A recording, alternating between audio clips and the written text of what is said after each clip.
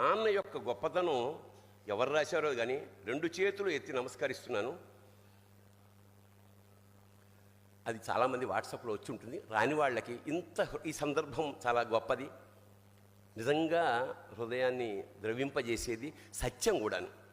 నాన్న ఎందుకో వెనకబడ్డాడు, అది శీర్షిక. అమ్మ 9 నెలలు మోస్తే నాన్న 25 ఏళ్ళు. 2 సమానమే అయినా నాన్న ఎందుకో వెనకబడ్డాడు. ఇంట్లో జీతం తీసుకోకుండా అమ్మ, తన జీతం అంతా ఇంటికే ఖర్చు పెడుతూ నాన్న, ఇద్దరి శ్రమ సమానమే అయినా అమ్మ కంటే నాన్న ఎందుకో వెనకబడ్డాడు. ఏది కావాలి అంటే అది వడ్డీ పెడుతూ అమ్మ, ఏది కావాలంటే అది కొని పెడుతూ నాన్న. ఇద్దరి ప్రేమ సమానమే అయినా అమ్మకొచ్చిన పేరు ముందు నాన్న ఎందుకో బాగా వెనకబడ్డాడు.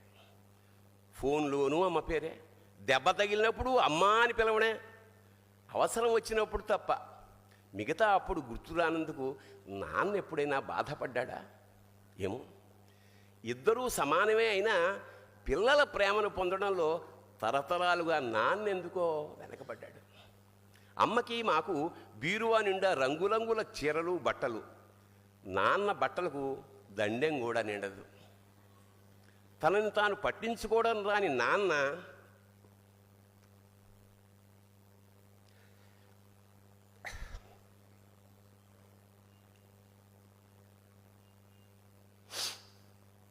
ఎందుకో మాకు కూడా పట్టనంత వెనకపడ్డాడు. అమ్మకి అన్నో కొన్నో బంగారు నగలు, నాన్నకి బంగారం అంచున్న పట్టు పంచి ఒకటే. కుటుంబం కోసం ఎంత చేసినా తగిన గుర్తింపు తెచ్చుకోవడంలో నాన్న ఎందుకో పాపం బాగా వెనకబడ్డాడు. పిల్లల ఫీజులు ఖర్చులు ఉన్నాయి ఎప్పుడప్పుడు. ఈసారి పండక్కి చీర కొనొద్దంది అమ్మ. ఇష్టమైన కూర అని చెప్పి పిల్లలు మొత్తం తినేస్తే ఆ పూటకి పచ్చడి మెతుకులతోనే ఇష్టంగా తినే నాన్న.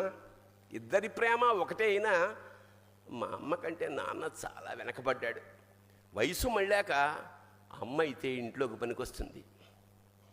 నాన్న ఎందుకు పనికిరాడని మేము తీర్మానం చేసుకున్నప్పుడు కూడా వెనకబడింది నాన్నే.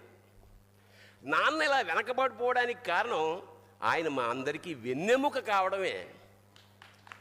వెన్నెముక వెనక ఉండబట్టే కదా దన్నుగా నిలబడగలుగుతున్నాం. ఇదేనేమో నాన్న వెనకబడిపోవడానికి కారణం. శివోహం.